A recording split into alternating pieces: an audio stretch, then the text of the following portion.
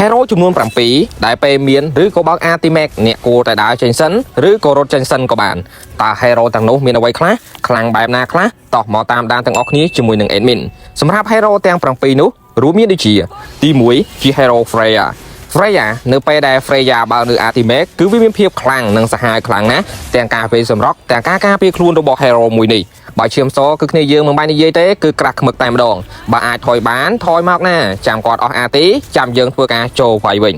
ទី2 hero Argus តើនរណាដែលមិនខ្លាចនៅ Argus ពេលបើកអាទីនៅពេលដែល Argus បើកអាទីភ្លាមវានឹងធ្វើឲ្យ CC skill របស់គាត់និងឈាមរបស់គាត់នឹងមិនធ្លាក់ចុះសូម្បីតែមួយដំណក់ឡើយនៅក្នុងរយៈពេល4 second ឬក៏4វិនាទីពេញដូច្នេះបើអាចរត់នៅក្នុងរយៈពេល4វិនាទីនេះបានអ្នកគួរតែរត់ចេញសិនទី3 hero Yi Songsin 5SS ឬក៏ Yi Songsin គឺជា Assassin Cat Marksman សម្រាប់ Artimac របស់គាត់មិនត្រឹមតែបើកនៅ map ឃើញនៅ enemy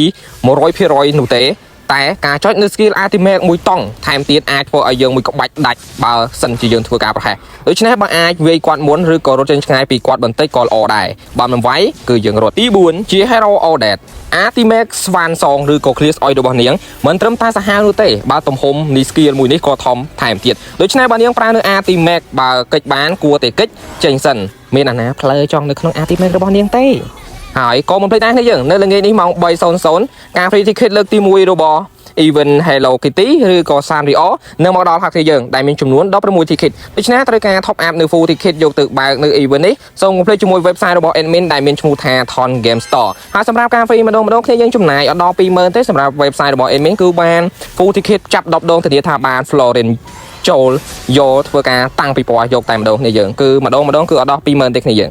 ហើយតោះចូលមកដល់នៅ hero ទី5របស់យើងវិញ hero ទី5ជា hero Leo Mod សម្រាប់ Leo Mod សម្រាប់បរិសុទ្ធជីសេសមួយនេះពេលខ្លាំងគឺពេលមានសេះនឹងហើយពេលដែលគាត់មានសេះគឺអតិភិបរបស់គាត់ច្រើននិងខ្លាំងជាងមុនដូច្នេះអ្នកគួរតែកិច្ចបានគួរតែកិច្ចចាំអស់សេះចាំយើងមកធ្វើការចាប់ខ្វាយគាត់វិញ